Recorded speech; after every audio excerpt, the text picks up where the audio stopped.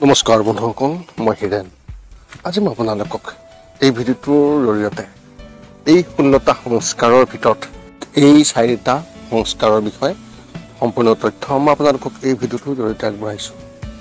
আপোনালোকে নিশ্চয়কৈ জনাটো দৰকাৰ যে এই 16 সংস্কাৰ আমাৰ হিন্দু সমাজত অৰিহণা কিমান, আৰু এই 16 সংস্কাৰৰ অবিহনে মানৱ জীৱন নচলিব।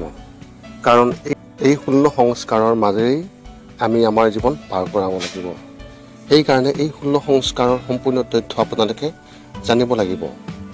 আৰু আপোনালোকে প্ৰথমে এই ভিডিঅ'টোৰ জৰিয়তে এই 4টা সংস্কাৰৰ বিষয়ে জানি লওক। প্ৰথমে মোৰ চেনেলটো আপোনালোকে ছাবস্ক্ৰাইব কৰিব, যাতে মোৰ পিছৰ ভিডিঅ'বিলাক আপোনালোকে সহজে লাভ কৰিব পাৰে।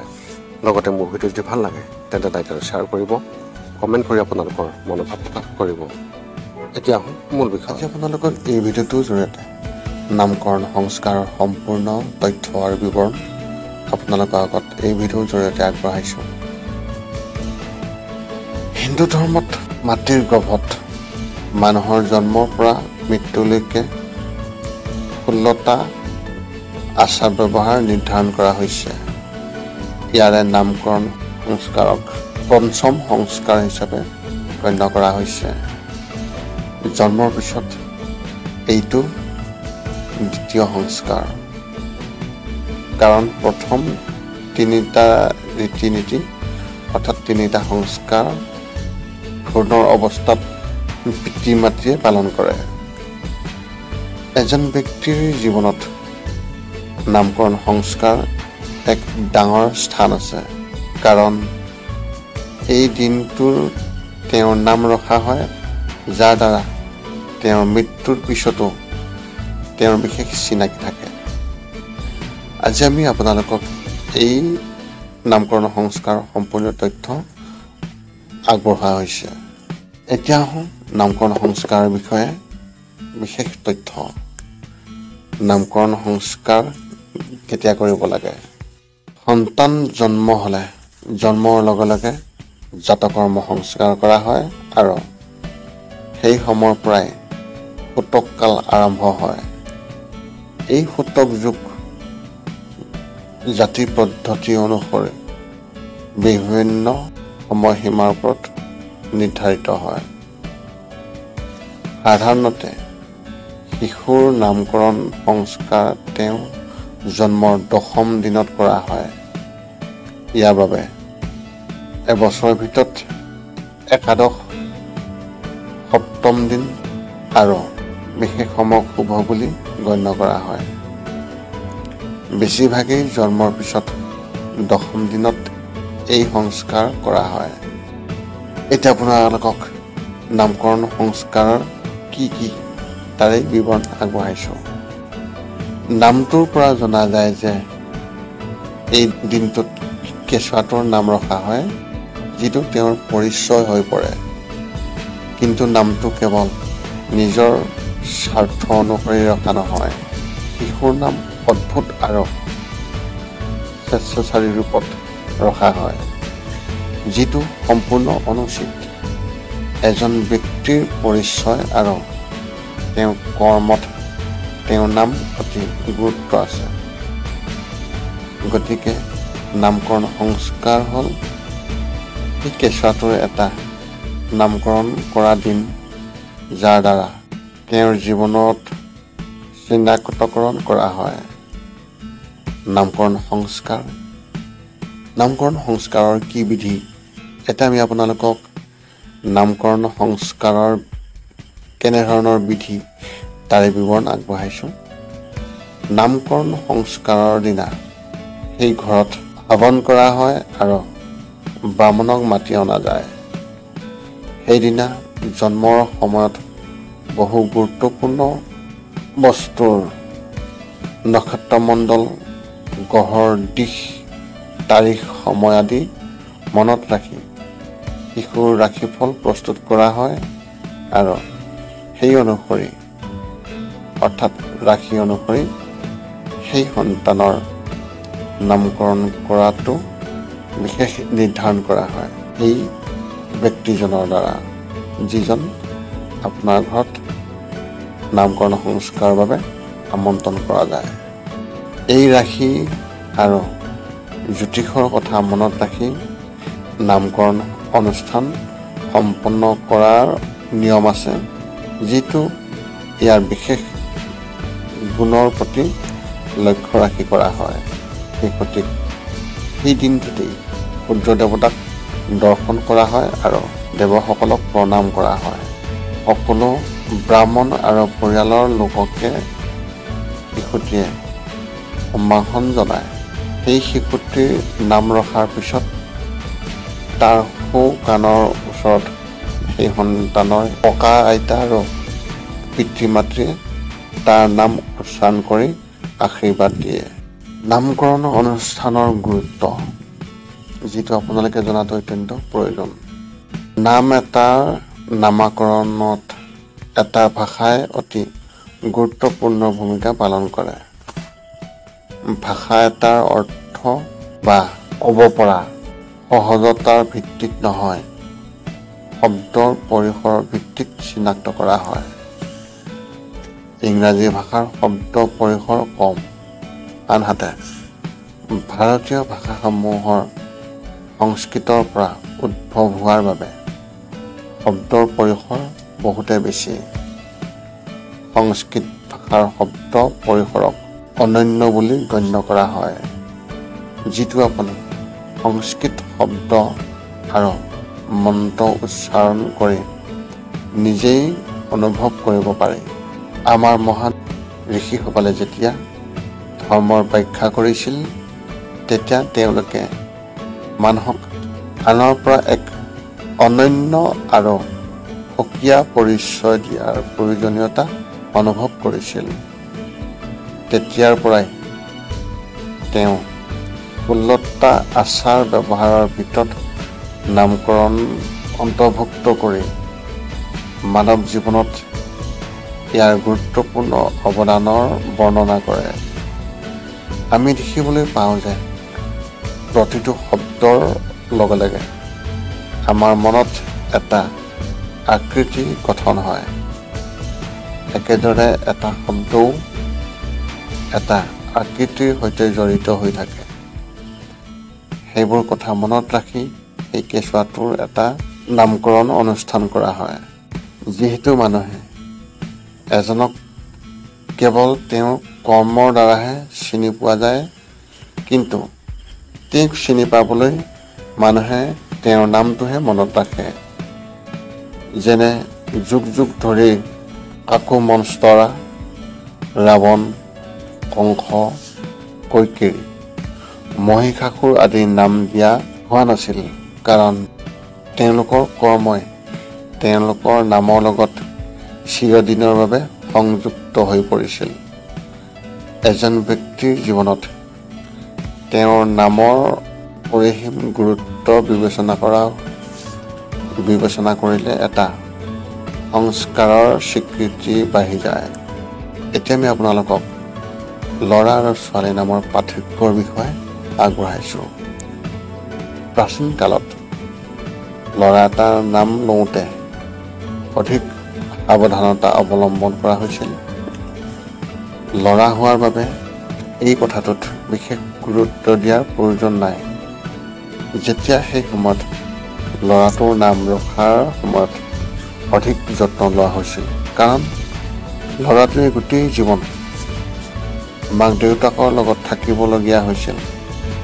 সেয়েহে সেই পৰিয়ালৰ আৰু বংশ কথা মনত ৰাখি ল'ৰাৰ নাম ৰখা পৰম্পৰা আছিল। আনহাতে ছোৱালীয়ে বিয়াৰ পিছত স্বামীৰ ঘৰলৈ যাবলগীয়া হৈছিল। সেয়েহে সেই সময়ত মহিলাগৰাকীৰ জন্ম নক্ষত্ৰমণ্ডল আৰু স্বামীৰ বৈশিষ্ট্য আৰু গুণৰ কথা মনত ৰাখি নাম সলনি কৰা হৈছিল। তাইৰ শহুৰেকৰ পৰিয়াল, নক্ষত্ৰমণ্ডল আদি চাই এই কাম কৰা হৈছিল। কেইবছৰমান আগলৈকে এই পৰম্পৰা মানি চলিছিল আৰু বিয়াৰ পিছত নাৰীয়ে দ্বিতীয় নাম ৰখাৰ প্ৰথা আছিল যদিও আজিৰ সময়ত ইয়াক মানি চলাটো খুব কম হৈ দেখা যায়। এনে হোৱাৰ কাৰণ যেতিয়া কিবা এটা সঠিকভাৱে বুজাই দিয়া নহয় বা সঠিকভাৱে অনুকৰণ কৰা নহয়, তেতিয়া ই অজ্ঞানৰ বাবে সমস্যা হৈ পৰে। একেদৰে এই প্ৰথাৰ গুৰুত্বক আওকাণ কৰি নাৰীৰ পৰিচয় আৰু সন্মানৰ সৈতে ইয়াৰ সম্পৰ্ক আছিল, যাৰ বাবেই ই ক্ৰমান্বয়ে শেষ হ'বলৈ আৰম্ভ কৰিছিল। এতিয়া আমি আপোনালোকক নামকৰণ সংস্কাৰৰ সময়ত ল'বলগীয়া সাৱধানতাৰ বিষয়ে আপোনালোকক আগবঢ়াইছোঁ। যিহেতু এটা সন্তান জন্মৰ পিছত প্ৰথম উদযাপন আৰু ঘৰতে যজ্ঞৰ আয়োজন কৰা হয়। এনে অৱস্থাত আলহী আৰু চিনাকি মানুহ ঘৰলৈ আহে। এনে সময়ত কিছুমান কামৰ বিশেষ যত্ন লোৱা উচিত, যাতে পিছত কোনো সমস্যা নহয় আৰু কেঁচুৱাটোৰ নামকৰণো শুদ্ধকৈ কৰা হয়। আহকচোন আপোনালোকে ইয়াৰ কিছু তথ্য জানি লওক। প্ৰথম কথা মনত ৰাখিব লাগে যে মাতৃৰ শৰীৰটো দুৰ্বলৰ ক্ষেত্ৰত আৰু কেঁচুৱাটোৰ মোৰ ক্ষেত্ৰত এনে পৰিস্থিতিত এই অনুষ্ঠানৰ আগতে সঠিকভাৱে টোপনি লোৱাটো নিশ্চিত কৰা যায়, যাতে এই সংস্কাৰৰ নিয়ম পালন কৰাৰ সময়ত যাতে কোনো সমস্যা নহয়। এই সময়ছোৱাত মাক আৰু সন্তানে এনে কাপোৰ পিন্ধিব লাগে যাতে তেওঁলোকে অসাৱধানতাৰ অৱলম্বন নকৰে। মূলতঃ আপোনাৰ শিশুটিয়ে বতৰ অনুসৰি সাজ পোছাক পিন্ধিব লাগে, অন্যথা তেওঁ অস্বস্তিৰ সন্মুখীন হ'ব পাৰে, যাৰ বাবে তেওঁৰ স্বভাৱ খিংখিঙীয়া হোৱাৰ সম্ভাৱনা থাকে। বৰ্তমানৰ সময়ত ল'ৰা ছোৱালীৰ নামকৰণৰ বাবে প্ৰথম বৰ্ণমালা ব্ৰাহ্মণে কয় আৰু শিশুটিৰ নামকৰণৰ দায়িত্ব পৰিয়ালৰ সদস্যৰ ওপৰত এৰি দিয়া হয়। এনে সময়ত আপুনি খৰখেদাকৈ কোনো নাম লোৱাৰ পৰা বিৰত থাকিব লাগে, কাৰণ সেইটোৱেই তেওঁৰ গোটেই জীৱন, তেওঁৰ পৰিচয় হয়। নামটো বাছি ল'বলৈ যথেষ্ট সময় উলিয়াওক, অন্যথা কেৱল ব্ৰাহ্মণৰ লগত পৰামৰ্শ কৰক বা যিজন অভিজ্ঞ ব্যক্তি সেই ব্যক্তিজনৰ লগত বিশেষ আলোচনা কৰক। বহু ঠাইত কেঁচুৱাটোক দুটা নাম দিয়া হয়। এটা নামেৰে তেওঁ ঘৰত বা ঘনিষ্ঠ সদস্যই ব্যৱহাৰ কৰে আৰু আনটো নাম তেওঁৰ মূল নাম, যিটো সকলো নথি পত্ৰত লিখা থাকে আৰু সেই নামেৰেই তেওঁ চিনি পায়। এনে পৰিস্থিতিত শিশুটিৰ পৰিয়ালৰ নামটো আচোহা কৰি ৰখাৰ পৰা বিৰত থাকিব লাগে, কাৰণ কেতিয়াবা পিতৃ মাতৃয়ে মৰমতে সেই শিশুটিক সেই নামৰে এনেদৰে ৰাখে, যাৰ ফলত পিছত বৃদ্ধান্তৰৰ সৃষ্টি হয়। শিশুটিক প্ৰতিটো মুহূৰ্ততে মাকৰ গাখীৰৰ প্ৰয়োজন হয়। সেয়েহে মাতৃৰ মূল কেন্দ্ৰবিন্দু কেঁচুৱাটোৰ ওপৰত হ'ব লাগে। যেতিয়া তাই অনুভৱ কৰে বা কান্দে, তেতিয়াই সেই শিশুটিক স্তনপান কৰাবলৈ কোনো কাৰণতে পাহৰিব নালাগে। এই আছিলে নামকৰণ সংস্কাৰৰ সম্পূৰ্ণ তথ্য। নিষ্কামন সংস্কাৰ।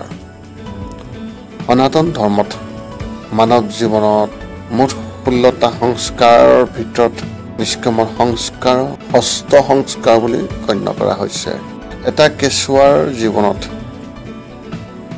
এই অনুষ্ঠানটোৱে অতি গুৰুত্বপূৰ্ণ স্থান দখল কৰে, কাৰণ ই প্ৰথমবাৰৰ বাবে বাহিৰৰ জগতৰ সংস্পৰ্শলৈ আহে। আচলতে প্ৰথম তিনিটা ৰীতি নীতি কেৱল সন্তানৰ মাতৃৰ গৰ্ভত থাকিলেহে কৰা হয়, আৰু তাৰ পৰৱৰ্তী দুটা অনুষ্ঠান অৰ্থাৎ দুটা সংস্কাৰ জন্ম আৰু নামকৰণৰ সময়ত কৰা হয়।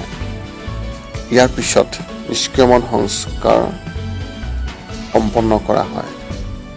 ইয়াৰ বিষয়ে আহকচোন জানি লওক এই ভিডিঅ'টোৰ জৰিয়তে। এতিয়া মই আপোনালোকক নিষ্ক্ৰমণ সংস্কাৰৰ সম্পৰ্কে সম্পূৰ্ণ তথ্য আগবঢ়াইছোঁ। নিষ্ক্ৰমণ সংস্কাৰ কেতিয়া কৰা হয়? মনুস্মৃতিত শিশুৰ জন্মৰ ৪ৰ্থ মাহটো এই কাৰ্য সম্পাদনৰ বাবে উপযুক্ত বুলি ধৰা হয়, কাৰণ তেতিয়ালৈকে শিশুৱে পৰিপক্ক হৈ বহিৰ্জগতৰ প্ৰভাৱ সহ্য কৰিব পাৰে। গতিকে সন্তান জন্মৰ ৪ৰ্থ মাহত এই সংস্কাৰ কৰিব লাগে। এতিয়া আপোনালোকে জানি লওক নিষ্ক্ৰমণ সংস্কাৰ কি? নিষ্ক্ৰমণ সংস্কাৰ মানে বাহিৰলৈ অহা, অৰ্থাৎ সেই দিনটোত শিশুটিক প্ৰথমবাৰৰ বাবে ঘৰৰ পৰা উলিয়াই অনা হয়। জন্মৰ পৰা ৪ৰ্থ মাহলৈকে কেঁচুৱাক ঘৰৰ পৰা বাহিৰলৈ লৈ যোৱা নিষিদ্ধ। সেইবাবেই ইমান দিনে তেওঁ নিজৰ ঘৰৰ ৪খন বেৰৰ ভিতৰত থাকে, য'ত লালন পালন কৰা হয়। ৪ মাহ বয়স হ'লে তেওঁক প্ৰথমবাৰৰ বাবে ঘৰৰ পৰা উলিয়াই অনা হয় আৰু তেওঁৰ ওপৰত পোনপটীয়াকৈ সূৰ্য দেৱতাৰ পোহৰ জিলিকাই দিয়া হয়। এই বয়সৰ ভিতৰত শিশুৰ মগজু আৰু শৰীৰে বাহ্যিক শক্তি সহ্য কৰিবলৈ সক্ষম হৈ উঠে। সেয়েহে শিশুটিক ঘৰৰ পৰা উলিয়াই অনা প্ৰক্ৰিয়াটোক নিষ্ক্ৰমণ সংস্কাৰ বুলি কোৱা হয়। এতিয়া আপোনালোকক নিষ্ক্ৰমণ সংস্কাৰৰ গুৰুত্বৰ বিষয়ে আগবঢ়াইছোঁ। আমাৰ শৰীৰটো মূলতঃ 5টা বস্তুৰে গঠিত, যিবোৰৰ ভিতৰত 2 বায়ু, মাটি, পানী আৰু আকাশ তত্ত্ব আদিৰ অন্তৰ্ভুক্ত। জন্মৰ পিছত কেইমাহমানলৈকে শিশুৱে এইবোৰৰ প্ৰত্যক্ষ সংস্পৰ্শ কৰিব নোৱাৰে, নহ'লে তেওঁৰ শৰীৰত ইহঁতৰ ভাৰসাম্য বিঘ্নিত হ'ব পাৰে, যিটো তেওঁৰ বাবে ক্ষতিকাৰক। সেয়েহে তেতিয়ালৈকে তেওঁক ঘৰতে ৰখা হয়। এতিয়া আপোনালোকে জানি লওক এই নিষ্ক্ৰমণ সংস্কাৰৰ জৰিয়তে ইয়াক পোনপটীয়াকৈ সূৰ্য দেৱতাৰ আৰু চন্দ্ৰ দেৱতাৰ পোহৰত অনা হয়। ইয়াক বাহিৰৰ বায়ুৰ সংস্পৰ্শলৈ অনা হয়, যাৰ বাবে ই বাহিৰৰ পৰিৱেশৰ বাবে উপযোগী হৈ পৰে। যিহেতু এতিয়া ই বাহ্যিক শক্তি পোষণ কৰিবলৈ সক্ষম, গতিকে ইয়াৰ নাম নিষ্ক্ৰমণ সংস্কাৰ ৰখা হয়। এই সময়ত পিতৃ মাতৃ সূৰ্য আৰু চন্দ্ৰক প্ৰাৰ্থনা কৰে যাতে সন্তানৰ ওপৰত তেওঁলোকৰ উজ্জ্বলতা ৰাখিব লাগে আৰু তেওঁক জ্ঞান দিব লাগে যাতে তেওঁ অধিক শক্তিশালী হয়। শিশুৰ ভিতৰত সদায় পৰিষ্কাৰ বজাই ৰাখিবলৈ আৰু তেওঁৰ জীৱনদায়ক বায়ু বিশুদ্ধ হৈ থাকিবলৈ বায়ুদেৱক প্ৰাৰ্থনা কৰা হয়। জল দেৱতাক প্ৰাৰ্থনা কৰা হয় যে শিশুটিৰ শৰীৰটো তেওঁৰ জলশক্তিৰে ধুই তেওঁৰ মন শুদ্ধ কৰে। সামগ্ৰিকভাৱে শিশুটিৰ পিতৃ মাতৃয়ে 5টা উপাদানৰ পৰা সন্তান দীৰ্ঘায়ু কামনা কৰে। এই আছিলে নিষ্ক্ৰমণ সংস্কাৰৰ সম্পূৰ্ণ তথ্য আৰু গুৰুত্ব, অন্নপ্ৰসন্ন সংস্কাৰৰ সম্পূৰ্ণ তথ্য, জ্ঞান আৰু ইয়াৰ গুৰুত্ব। হিন্দু সমাজত মানৱ জীৱনৰ 16টা ভাগত বিভক্ত, যিবোৰক সংস্কাৰ বোলা হয়। এই 16টা পৰ্যায় প্ৰতিজন মানুহৰ জীৱনত অতি উপযোগী। ইয়াৰ 7ম পৰ্যায় হ'ল অন্নপ্ৰসন্ন সংস্কাৰ, য'ত কেঁচুৱাক পোনপ্ৰথমবাৰৰ বাবে মাতৃৰ গাখীৰৰ বাহিৰে আন খাদ্যৰ সৈতে পৰিচয় কৰাই দিয়া হয়।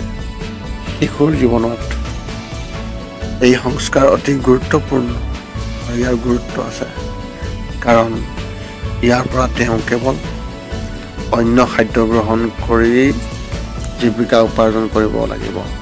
আজি আপোনালোকক এই অন্নপ্ৰসন্ন সংস্কাৰৰ সম্পূৰ্ণ তথ্য এই ভিডিঅ'ৰ জৰিয়তে আগবঢ়াইছোঁ।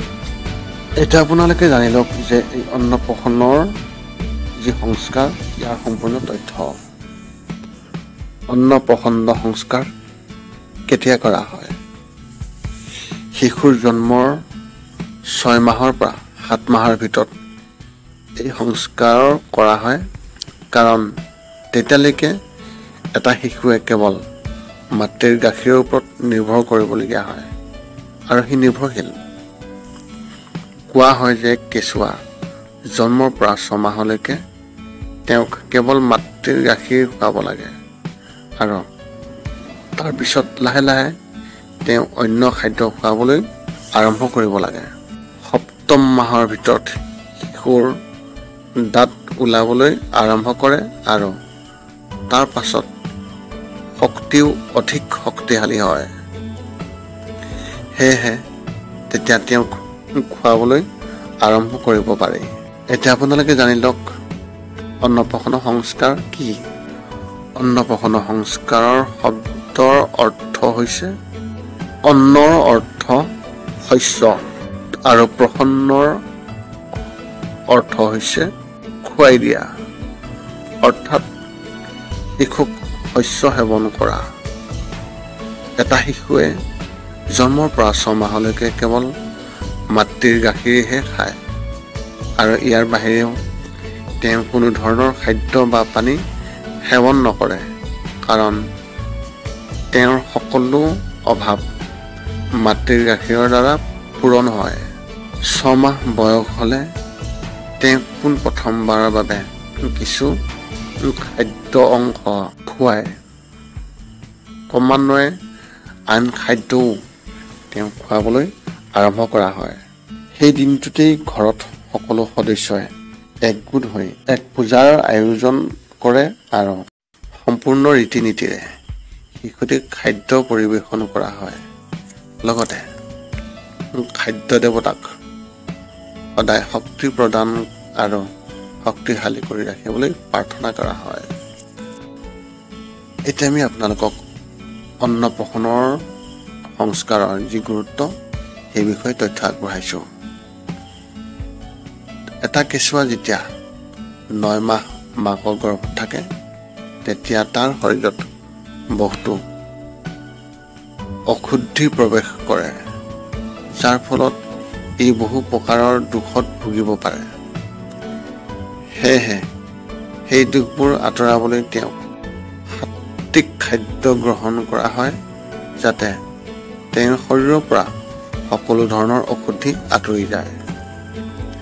একে সময়তে ইয়াৰ প্ৰতীকো হয় যেতিয়া তেওঁ স্বাৱলম্বী আৰু আত্মনিৰ্ভৰশীল হ'বলগীয়া হয় আৰু মাতৃৰ গাখীৰৰ ওপৰত কম নিৰ্ভৰশীল হ'ব লগা হয়, কাৰণ এয়াই প্ৰকৃতিৰ নিয়ম।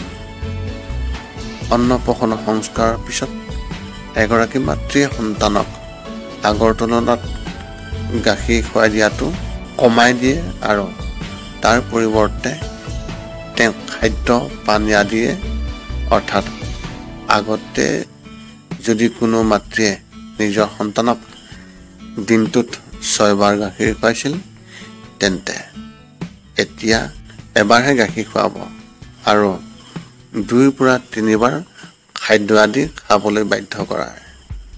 এইটো কৰা হয় কাৰণ মাতৃৰ স্তনত গাখীৰৰ পৰিমাণ কমিবলৈ আৰম্ভ কৰে সেই 6 মাহৰ পিছত। সেয়েহে শিশুটিৰ বাবে অন্য খাদ্য ব্যৱহাৰ কৰাটো অত্যন্ত প্ৰয়োজনীয় হৈ পৰে। এটা কেঁচুৱা আৰু মাতৃ উভয়ৰে স্বাস্থ্যৰ প্ৰতি লক্ষ্য ৰাখি এই কাম কৰা হয়। গতিকে ক্ৰমান্বয়ে শিশুটিক খাদ্য খাবলৈ সক্ষম কৰি তোলা হয় আৰু এবছৰৰ পৰা 2 বছৰ বয়সলৈকে মাতৃৰ গাখীৰ খুৱাই দিয়াটো সম্পূৰ্ণৰূপে বন্ধ হৈ পৰে। তাৰ পিছতেই গৰুজনীয়ে গোটেই জীৱন গাখীৰ খুৱাই থাকে। এতিয়া আপুনি জানি লওক যে গৰুক কিয় দ্বিতীয় মাতৃ বুলি গণ্য কৰা হয়। এই ভিডিঅ'টোত আপোনাৰ প্ৰশ্নৰ উত্তৰো দিছোঁ যে গৰুক কিয় মাতৃ হিচাপে সমানে মৰ্যাদা দিয়া হয়। কাৰণ এগৰাকী মাতৃয়ে জন্মৰ এবছৰ বা দুবছৰৰ বাবেহে সন্তানক গাখীৰ খুৱাই দিয়ে। ইয়াৰ পিছত তেওঁ গোটেই জীৱন গৰু মাতৃৰ ওপৰত নিৰ্ভৰ কৰিবলগীয়া হয়। মহ, ছাগলী, উট আদিৰ পৰাও আমি গাখীৰ পাওঁ, কিন্তু এইবোৰৰ বাহিৰে গৰুক পোৱা আন গুণ আন কোনো প্ৰাণীত পোৱা নাযায়। সেইবাবেই গৰুক দ্বিতীয় মাতৃ বুলি গণ্য কৰা হয়। অন্নপ্ৰসন্নৰ সময়ত অৰ্থাৎ অন্নপ্ৰসন্নৰ সংস্কাৰৰ সময়ত এটা কেঁচুৱাক কি খুৱাব লাগে তাৰ বিষয়েও আপুনি জানিবাটো অত্যন্ত প্ৰয়োজন। যিহেতু কেঁচুৱাটোৱে সেই সময়লৈকে মাতৃৰ গাখীৰৰ বাহিৰে কোনো কঠিন খাদ্য খোৱা নাই, সেয়েহে সেই অন্নপ্ৰসন্ন সংস্কাৰৰ সময়ত তেওঁক কোনো কঠিন খাদ্য নিদিব। আপুনি খাদ্য প্ৰস্তুত কৰি তেওঁক তৰল ৰূপত দিয়ক। ইয়াত আপুনি দালি পানী, দৈ, পানীৰ সৈতে মিহলি কৰাই লোৱা চাউলৰ গুড়ি, পায়স, গাখীৰৰ পৰা তৈয়াৰ কৰা যিকোনো বস্তু ইত্যাদি দিব পাৰে। লগতে মনত ৰাখিব যে ইয়াত বেছি মছলা, তেল আদি থাকিব নালাগে, কাৰণ কেঁচুৱাটো আৰু লাহে লাহে সকলো খোৱাৰ অভ্যাসত পৰিণত হ'ব। গতিকে তেওঁক তৰল অৰ্ধকঠিন খাদ্যৰ পৰা আৰম্ভ কৰক, যিটো সাত্বিক আৰু লাহে লাহে তেওঁৰ খাদ্য তালিকাত অন্যান্য বস্তু অন্তৰ্ভুক্ত কৰিবলৈ আৰম্ভ কৰক। এই আছিলে অন্নপ্ৰসন্ন সংস্কাৰৰ সম্পূৰ্ণ তথ্য, বিৱৰণ আৰু গুৰুত্ব। মুণ্ডন সংস্কাৰৰ সম্পূৰ্ণ বিৱৰণ, তথ্য আৰু ইয়াৰ গুৰুত্বৰ বিষয়ে আপোনালোকে জানি ল'ব পাৰিব। হিন্দু ধৰ্মত মানৱ জীৱনৰ মুঠ 16টা সংস্কাৰ বিবেচিত হয়, যাৰ ভিতৰত মুণ্ডন সংস্কাৰ, যাক চুদ্ধকৰ্মা সংস্কাৰ বুলিও কোৱা হয়, ইয়াক অষ্টম সংস্কাৰ বুলি গণ্য কৰা হয়। এই সংস্কাৰত জন্মৰ দুখৰ পৰা সম্পূৰ্ণৰূপে মুক্ত হয় আৰু তেতিয়া তেওঁক সম্পূৰ্ণ নিৰ্মূল বুলি গণ্য কৰা হয়। চুদ্ধকৰ্ম সংস্কাৰত জন্মৰ সময়ত শিশুৰ মূৰৰ চুলি কাটি দিয়া হয়, যাৰ ফলত এই শিশুটিৰ বৌদ্ধিক ক্ষমতাত ইতিবাচক প্ৰভাৱ পৰে। হিন্দু ধৰ্মত শিশুৰ চুলি কটা অনুষ্ঠানৰ বিশেষ তাৎপৰ্য আছে। এই ভিডিঅ'টোৰ জৰিয়তে আপুনি জানি ল'ব পাৰিব যে এই চুদ্ধকৰ্ম সংস্কাৰ অৰ্থাৎ মুণ্ডন সংস্কাৰ সম্পূৰ্ণ বিতংভাৱে ইয়াৰ তথ্য জানি ল'ব পাৰিব। এতিয়া আহকচোন মুণ্ডন সংস্কাৰৰ বিষয়ে তথ্য জানি লওঁ। মুণ্ডন সংস্কাৰ কেতিয়া কৰা হয়? ধৰ্মশাস্ত্ৰ অনুসৰি এটি শিশুৰ 1 বছৰ বা 3 বছৰ হোৱাৰ পিছত এই সংস্কাৰৰ কাম কৰিব লাগে। যিহেতু বিভিন্ন শাস্ত্ৰত ইয়াৰ বাবে বিভিন্ন সময়কাল দিয়া হৈছে, কিন্তু মূলতঃ 3য় বৰ্ষৰ সময়ছোৱাত এই মুণ্ডন সংস্কাৰ কৰাটো অতি শুভ বুলি গণ্য কৰা হয়। কিছুমান ব্যক্তিৰ মতে নিজৰ বংশৰ বিশ্বাস অনুসৰি শিশুৰ জন্মৰ 5ম আৰু 7ম বছৰত এই মুণ্ডন সংস্কাৰ আয়োজন কৰা হয়। মনত ৰাখিব যে 1 বছৰৰ আগতে কেতিয়াও এনে কৰিব নালাগে, কাৰণ এই শিশুটিৰ মগজু অতি কোমল। সেই সময়ত মুণ্ডন সংস্কাৰ সম্পন্ন কৰিলে ইয়াৰ ওপৰত নেতিবাচক প্ৰভাৱ পৰিব পাৰে। কিছুমান ব্যক্তি 1 বছৰৰ পাছতো এই সংস্কাৰৰ কাম নকৰে, কাৰণ সেই সময়তো কিছুমান শিশুৰ শৰীৰ সম্পূৰ্ণ পৰিপক্ক নহয়। সেইবাবেই বেছিভাগ অভিভাৱকে নিজৰ সন্তানৰ মুণ্ডন সংস্কাৰ 3য় বছৰতহে কৰে। এতিয়া আমি আপোনালোকক জনাবলৈ চেষ্টা কৰিম যে মুণ্ডন সংস্কাৰ কি। মুণ্ডন মানে মূৰৰ পৰা চুলি সম্পূৰ্ণ কটা। সেই শিশুটি মাকৰ গৰ্ভৰ পৰা লৈ অহা এই চুলিবোৰ যাক আঁতৰাই দিয়া হয়। সন্তান যেতিয়া মাকৰ গৰ্ভত থাকে তেতিয়া বহু অশুদ্ধি তেওঁৰ শৰীৰলৈ যায়, যাৰ বাবে জন্মৰ 7ম মাহত অন্নপ্ৰসন্ন সংস্কাৰ কৰা হয়, যাৰ দ্বাৰা তেওঁৰ পেটৰ পৰা অশুদ্ধি উলিয়াই দিয়া হয়। ইয়াৰ পিছত 1 বছৰৰ পাছত মুণ্ডন সংস্কাৰ কৰি মাতৃৰ গৰ্ভৰ পৰা পোৱা চুলি আঁতৰাই দিয়া হয়, যাৰ বাবে এই সকলো ধৰণৰ অশুদ্ধিৰ পৰা সম্পূৰ্ণৰূপে মুক্ত হৈ পৰে। ব্ৰাহ্মণসকলৰ মতে মুণ্ডন সংস্কাৰৰ সময়ত এই শিশুটিৰ পিঠিত শিখৰ ৰখাৰ ব্যৱস্থা আছে, যাৰ ফলত বহু উপকাৰ পোৱা যায়।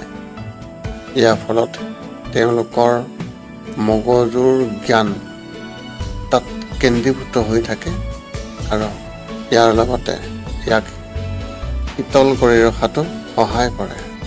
শিশুৰ চুলি কটাৰ পিছত মূৰত দৈ, মৌ, ঘি আদি লগাব লাগে, যাতে শীতলতা পায়।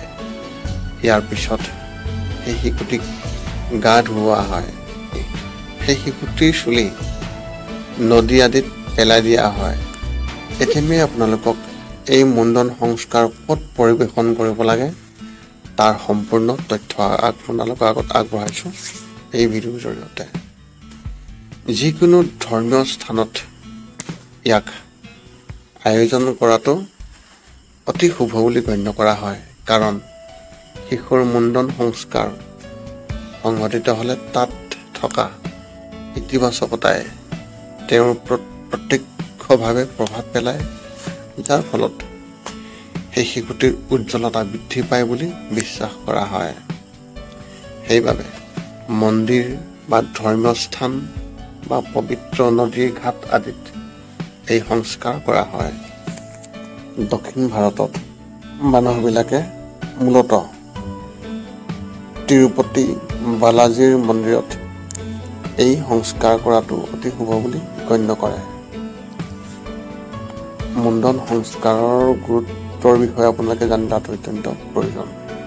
মুণ্ডন সংস্কাৰ সম্পন্ন কৰিলে অপৰিসীম উপকাৰ হয়, কাৰণ যিকোনো জীৱৰ শৰীৰৰ মগজুটোৱেই আটাইতকৈ গুৰুত্বপূৰ্ণ অংশ। শিশুটি জন্ম হোৱাৰ পৰাই ইয়াৰ এই অংশ পৰিষ্কাৰ নহয়, যাৰ বাবে মগজুৰ শিপাত বহু ধৰণৰ অশুদ্ধি আৰু ভাইৰাছ থাকে। সেইবাবে মুণ্ডন সংস্কাৰৰ জৰিয়তে সকলো আঁতৰাই দিয়া হয়। ইয়াৰ পৰা শিশুৱে আন বহুতো উপকাৰ লাভ কৰে, যেনে এই শিশুটিৰ চোকা হোৱাত আৰু বুদ্ধিমত্তা বৃদ্ধি হোৱাত। চুলি খুৰোৱাৰ পিছত এই শিশুটিৰ চুলিবোৰ ডাঠ আৰু মজবুত হৈ পৰে। দাঁত ওলোৱাৰ ফলত তেওঁ অনুভৱ কৰি থকা বিষ কমি যায়। এই সকলোবোৰ কাৰণতে মুণ্ডন সংস্কাৰৰ বিশেষ গুৰুত্ব আছে বুলি বিবেচিত হয়। এতিয়া আমি আপোনালোকক এই মুণ্ডন সংস্কাৰৰ সম্পন্ন কৰাৰ সুবিধা আপোনালোকৰ আগত আগবঢ়াইছোঁ, যিটো আপোনালোকে জনাটো অত্যন্ত প্ৰয়োজন। এতিয়া আমি আগবাঢ়োঁ মুণ্ডন সংস্কাৰ সম্পন্ন কৰাৰ সুবিধাসমূহৰ বিষয়ে। 1 নম্বৰ, শিশুৰ মূৰৰ পৰা অশুদ্ধি আৰু বীজাণু ওলাই আহে। 2 নম্বৰ, সেই শিশুটিৰ মূৰটো শীতল হৈ থাকে, যাৰ বাবে তেওঁৰ শান্ত মন অনুভৱ হয়। 3 নম্বৰ, বুদ্ধিমত্তাৰ বিকাশ ঘটে আৰু শক্তি বজাই ৰখা হয়। নতুন চুলিবোৰ মজবুত আৰু ডাঠ হৈ পৰে। দাঁতৰ মূৰত খজুৱতি নোহোৱা হয়। শৰীৰত তেজ ভালদৰে প্ৰবাহিত হয়। ভিটামিন ডিৰ অভাৱ নহয়। এতিয়া আপোনালোকে এই মুণ্ডন সংস্কাৰ কৰাৰ সময়ত কোনবোৰ কথা মনত ৰাখিব লাগে সেই বিষয়ে আপুনি আপোনাৰ সন্তানক চুলি কাটিবলৈ যেতিয়া লৈ যায়, তেতিয়া এতিয়া যি কথা মই আপোনালোকক উল্লেখ কৰিবলৈ গৈ আছোঁ, সেই কথা আপোনালোকে অতি গুৰুত্ব সহকাৰে মন দি শুনাটো অত্যন্ত প্ৰয়োজন, যাতে পিছত কোনো ধৰণৰ অসাৱধানতা নহয়। 1 নম্বৰ, মুণ্ডন কৰাৰ আগতে মনত ৰাখিব যে আপোনাৰ সন্তানৰ সেই সময়ত যাতে কোনো কাৰণত ভোক অনুভৱ নহয়, কাৰণ সেই সময়ত যদি ভোকৰ বাবে লৰচৰ কৰে বা অন্যান্য অসুবিধাৰ কাৰণে যদি লৰচৰ কৰে, তেন্তে ক'ৰবাত কাটি যাব পাৰে। 2 নম্বৰ, যদি নাপিতৰ দ্বাৰা শিশুটিৰ চুলি কাটিব লাগে, তেন্তে তেওঁক অভিজ্ঞ বুলি পৰিচিত হৈ ল'ব লাগে, যাতে পিছত কোনো ধৰণৰ অজানিতে কোনো অসুবিধা নহয়। 3 নম্বৰ, চুলি কটাৰ বাবে ব্যৱহাৰ কৰা সকলো বস্তু অৰ্থাৎ সকলো সামগ্ৰী যাতে বীজাণুমুক্ত হয় আৰু যাতে কোনো সংক্ৰমণৰ দ্বাৰা অসুবিধা নহয়, তাৰ বাবে নিজকে সতৰ্ক থকাটো অত্যন্ত প্ৰয়োজন। 4ৰ্থত, চুলি কটাৰ পিছত শিশুটিৰ মূৰত দৈ আৰু গ্ৰাম আটাৰ পেষ্ট এটা লগালে অতি শুভ, যাতে শিশুটিয়ে তেওঁৰ মূৰত শীতলতা পায় আৰু তাৰপিছত গা ধুই দিব লাগে। আৰু শেষত 5 নম্বৰ হৈছে গা ধুই তাৰ মূৰত তেল লগাব লাগে, যাতে কিছু পৰিমাণে লুব্ৰিকেশ্যন হয়। লগতে কিছুদিন শ্বেম্পু আদি ব্যৱহাৰ কৰিব নালাগে। এই আছিলে মুণ্ডন সংস্কাৰৰ সম্পূৰ্ণ তথ্য বিৱৰণ আৰু ইয়াৰ গুৰুত্ব। পুনৰ লগ পাম অন্য এটা ভিডিঅ'ত। আজিলৈ ধন্যবাদ।